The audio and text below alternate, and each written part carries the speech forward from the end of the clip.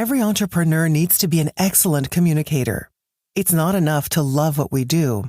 We need to explain to others why we're committed to a certain goal. But what if you work in an industry that's long been misunderstood? What if you're trying to affect change in an industry like agriculture? When Janice Person told her New York friends in the 90s about farm to table, they had no idea what she was talking about. It seems impossible today, but a few short decades ago, no one outside of the agriculture industry knew much about the farm to table movement, or really anything happening in the agriculture industry at large. Even with the journalism and communications background, Janice found it all pretty difficult to explain to outsiders. And once the public eventually did start taking an interest in where their food came from, she found it tough to share the perspectives of a minority group that we don't think about very often, the farmers who grow it. When Janice started out, she was doing PR for the agrochemical juggernaut, Monsanto, but it wasn't your typical corporate environment. At Monsanto, she was given tools and resources to amplify the voices of farmers, a goal she's still pursuing today through her podcast, Grounded by the Farm, and her company, Grounded Communications. To hear Janice talk about farming is to learn what it means to speak with passion and conviction about your business. She finds connection points between farmers and consumers that anyone can relate to, bringing seemingly unrelatable issues to the table in a way that makes sense. And she's a great teacher for anyone who wants to sharpen the tools in their communications toolkit. This week, I spoke with Janice about her time working in the agriculture industry. What has she learned about communicating key issues about farming to people who know nothing about it? Why is she so passionate about agricultural advocacy? And what can we learn from Janice when it comes to talking about our own businesses? I'm Catherine Vasilopoulos, and this is And So She Left, the podcast about incredible women entrepreneurs and the wisdom they gained beyond the corporate world.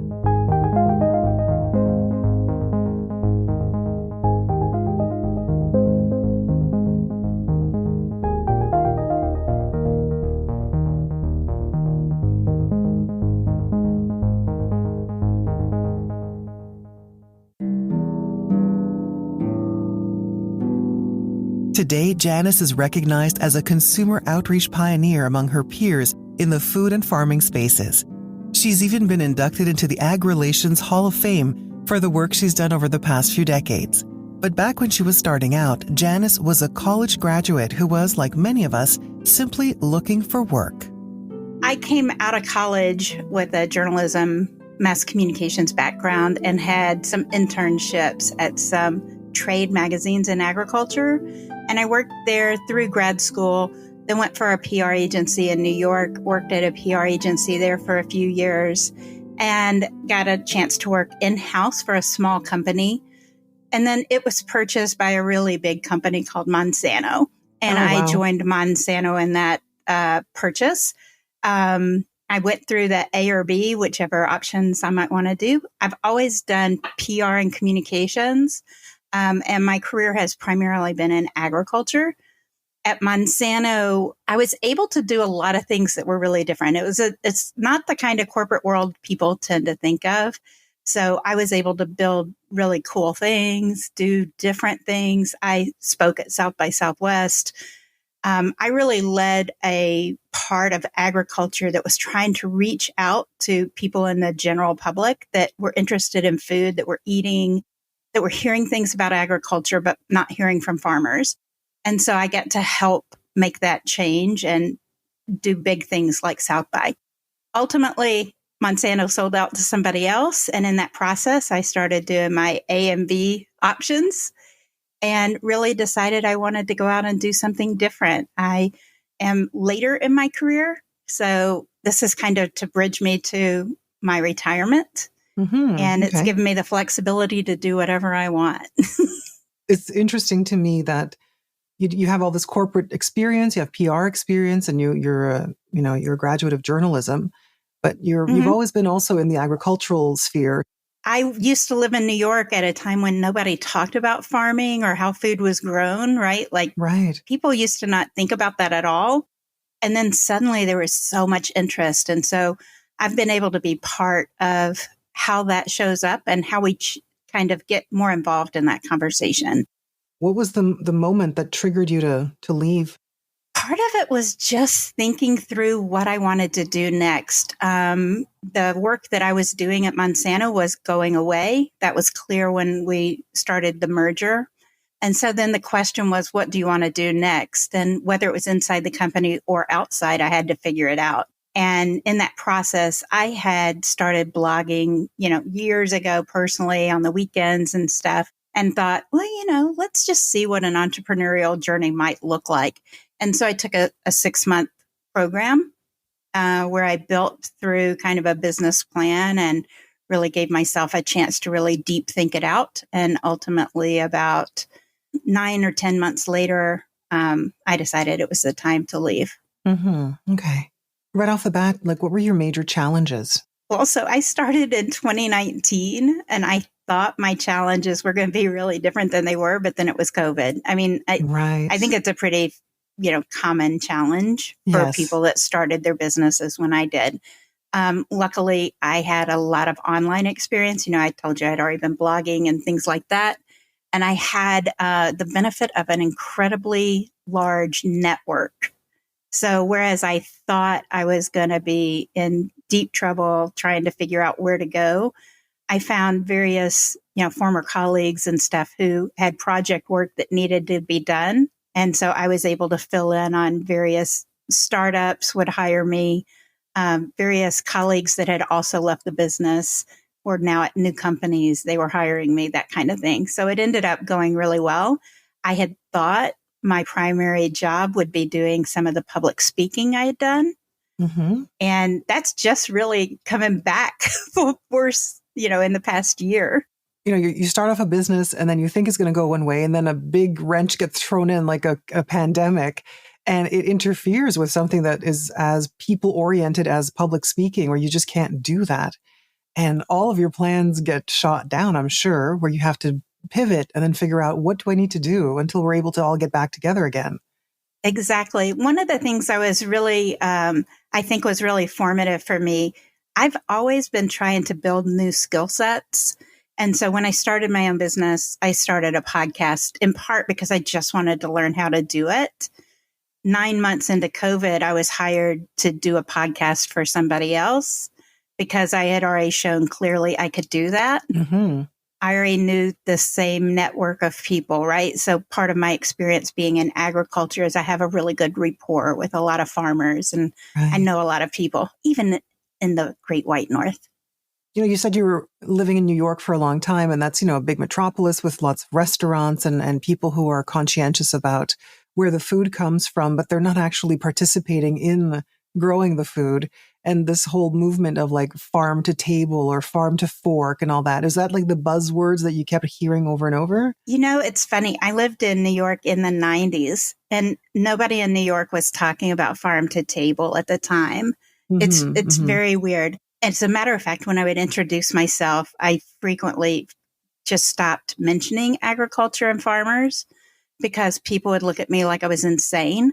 So I'd say I work in public relations. A few years later, when I was living in the rural part of the South in Mississippi, and I'd go back to visit friends in New York, they would all want to know everything about farming. So it's been this radical shift where part of the interest of the planet in how food is grown really came on strong in the early 2000s, I'd say.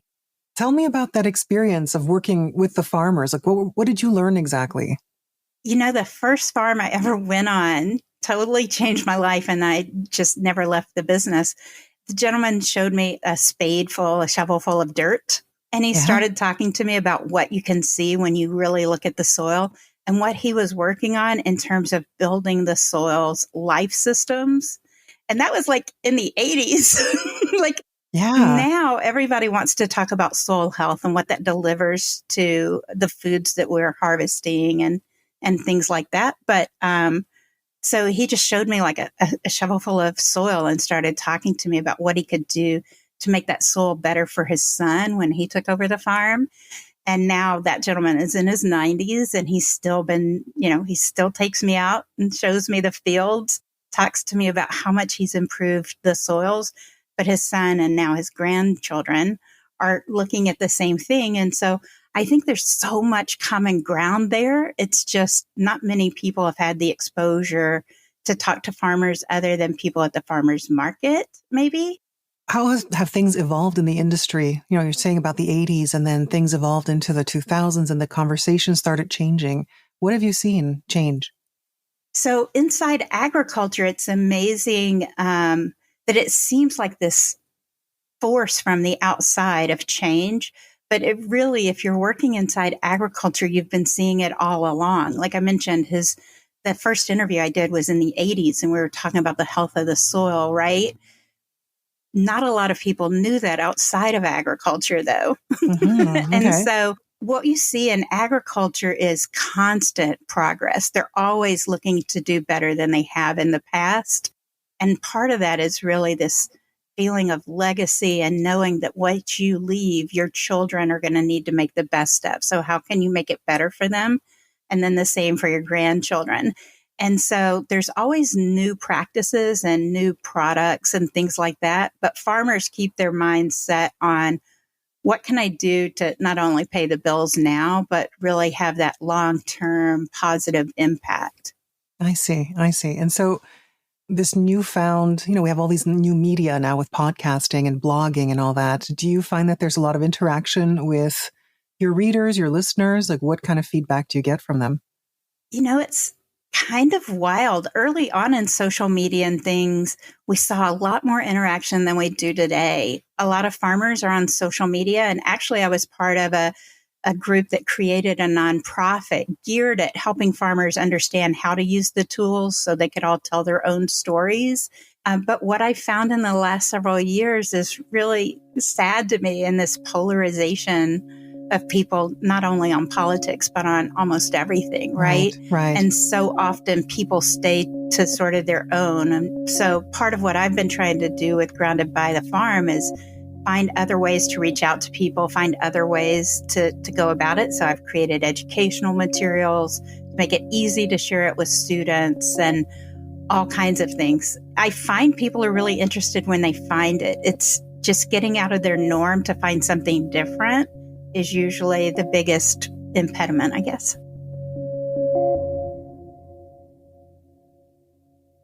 Let's go back a little bit and see if you can flesh out a little bit more your original story at Monsanto and also your experience with the magazine in New York. I want to get more insight into what your mindset was like also. Yeah. So the magazine was actually in Memphis, Tennessee. I was working for a PR agency in New York. It was really nice. It was a small agency. They're still in business. They're an agency that specializes in agriculture and other, sort of B2B kind of things. Mm-hmm. I was able to go in and have a different level of background than some of them. Since it was in New York, there were a lot of people who were going to school at Cornell and other major agricultural universities and things. Right. But I had the Southern accent. So Oh, okay. It makes a difference when you're calling cotton farmers or peanut farmers to sometimes be able to actually sound familiar. So I was really well received up there, quite frankly. I only had one run-in with somebody who made fun of my accent there. I learned a lot. And my God, how much experience you can get when you're working for an agency. You're working so incredibly hard and you're getting to move around to a lot of different topics. And you're around other people who write, take photos, all those things. So you're always coaching each other. It was a perfect place to be right after grad school for me. Right. The richness of all of these disciplines coming together. And it's wonderful. It's new. It's exciting. Yeah. And then I ended up moving back to the South and went into a smaller company, in part because it was nice to go back to something more familiar to the South. My mom had gotten sick, and so I was able to be just 2 hours from her. And that was nice for a while. I was the only professional communicator, so it was like topsy-turvy from where I had been before. Mm-hmm. So I was the expert on almost everything, and I would be asked to write even things like a manual on how to grow cotton, Okay. working Wow. with the experts in that field, right? But you have to be able to, we used to talk about me having to get a decoder ring out because some of these PhDs in plant pathology, plant physiology talk at such a high level, it would make me crazy. But I also had experience then of being able to do employee communications, be able to represent the company at the New York Stock Exchange, those kind of stockholder meetings in New York. Yes. What was that like going into a room full of people who dealt with the stock exchange? I always loved going back up there because I'd get to be in New York and see friends and all that kind of stuff. But it was very different to be going with the CEO of the company and the chief financial officer and representing the company at these kind of conferences where, it's especially large institutional holders and things like that would have a lot of questions for the company. I see. Okay. And at any point, did you have any difficult emotional moments? And then you're thinking, okay, I need to step out of this? No, No? I think, it's been interesting. Some of the kinds of things I had to do were issues management and working, especially for a small company at that time. Like later when I came into Monsanto, there were different kinds of issues. But when I was with that smaller company, going with the CEO and stuff, it was so easy to handle because you knew everybody in the company. It was only 600 people around the world. Even the forklift drivers knew who I was, right? Yeah. Inside Monsanto, it was thousands upon thousands of people. So when I came in here, it was a little bit different when I was working there. And you have to learn, sort of what is your area of expertise and focus. In a company like Monsanto, though, I found you could find those areas of free reign once you've proven yourself and once people understand what a trusted resources you could be. So I ended up being able to create new areas of the business, actually working with others in the company to create this whole area of consumer outreach and sort of working to talk to people. Sometimes that meant really uncomfortable conversations because some people really disliked the company. I would say hated the company. Mm-hmm. Some people had a fear of what was in their food, and it could be tense trying to talk to some of those people at times. I never felt like I was physically going to be at risk or anything like that. But sometimes I would be in a room where farmers might feel like somebody's about to punch me. And occasionally I would have like a cowboy saddle up and get in between me and somebody. But part of that was why we were having the conversations, is to try and help people find ways to release that energy, that negative sensation of outrage really prevents you from being able to think clear-headedly. My job was to stand there and listen. And if at some point they thought that, I might be able to offer them some advice, I might say, would you mind if I tell you a little something I learned? When they'd see somebody who's actually trying to have a conversation with them and not just read off talking points. Mm-hmm. Yes. It really did help us change conversations with some people at times. And I never want people to be afraid of their food. Like, oh my God. Now, if you have an allergy, there's a reason for your fear, but you also need to be rational for being able to manage that. I get that it's really scary. I have nephews with serious food allergies, and mm-hmm. And yes. I've about lost my mind over shrimp. People are sensitive about their food. It is an incredible topic of conversation, and it's deeply emotional. It is emotional, absolutely. It is, and I don't ever want to take the emotion out of food. I mean, nothing makes me happier than to have dinner at my mom's house, and she fixes me my favorite meal because I've come to visit, right? But the parts about how it's produced and some of that are also very rational. We can't expect farmers to be growing our food for us and not be able to pay their bills and be able to send their kids to college and stuff, right? Like, that's right. Like we have to find a way to do all the things that we want done. And that's what people in agriculture are always trying to do. They're looking at that long term, but they're also looking at the steak on the plate at the end of the night or whatever it is, right? So I've been lucky to be able to be in that space of bridging those things. We want it to be a sustainable industry for the people who work in it as well, so that they can have a legacy for their children, as you said, send them to college. And what happens to the next generation, because we don't want to deter people from becoming farmers, because then what happens? We don't have anyone to grow our food. Right. If you look at the world today, in our part of the world, in the West, farmers typically are pretty much older. I think the average in the US is probably around 60. That holds a lot of worry for me. That age has been getting older and older, and the percentage of people that are farming has been getting smaller and smaller over the years. And so people like me, if we can do things to help others understand where farmers are coming from, when it's a small, small number, I mean, it's hard to think of farmers as a minority because so many of them are white guys. Yes. But they are a minority. They're like 2% of the US population are farmers. Oh, wow. That's low. It's a very low percentage, right? It's less than 2%. And I want more people of color, more women, all of those things farming. But we also have to be realistic about what it takes to get in. And I think when you're in an entrepreneurial space, we think really hard about what kind of money did I want to have in savings before I took this leap? And I think farmers have to think about that as well. And they're also thinking, do I need to buy another $500,000 combine?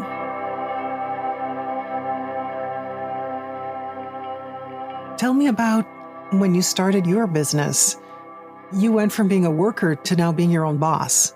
And what does that feel like now to be your own boss? So it feels great for a little while.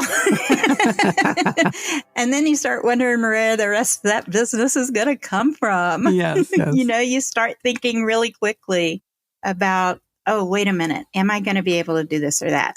And it really, for me, took a different turn with COVID, was really when it snapped. I thought I had all the options in the world before that. And it can be intimidating to every month know that you're the one that has to bring the money in. It's also very motivating. So it just depends on how you look at it, right?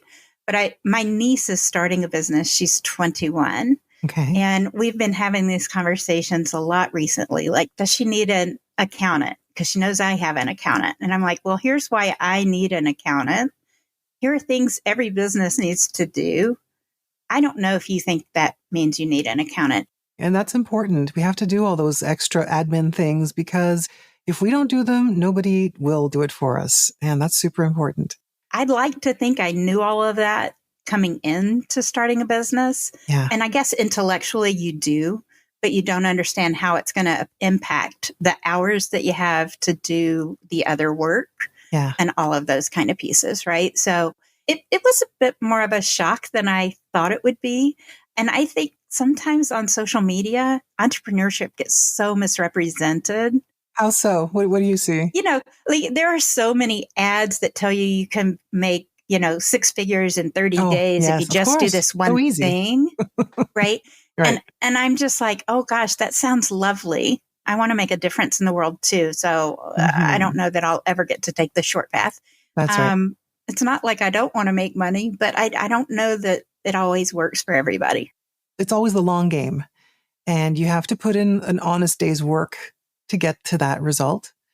And I think that what you're telling me is that you are obviously on that path and that you are trying to make a huge difference by maintaining this communication line open with the people who are important in our food supply. You're obviously continuing these conversations with farmers, but also with the people who are reading your blogs and are consuming your content. What's that like?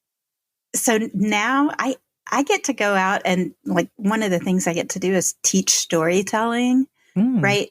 Storytelling as a principle is something that I think is just amazing. And we all love to read children's books, or a lot of us love to read children's books, but we don't typically think about how to tell our own stories in ways that will really captivate others.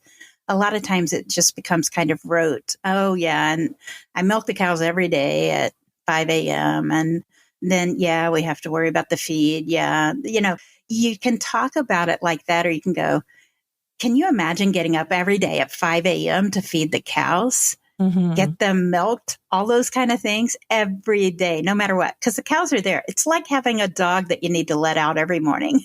Helping people in agriculture learn to tell that story and make it more interesting for their listeners when it's still really authentic to them, right? Like I'm not asking anybody to in any way color what they're saying, but just think about how the listener might be more drawn into something and want to hear more about it.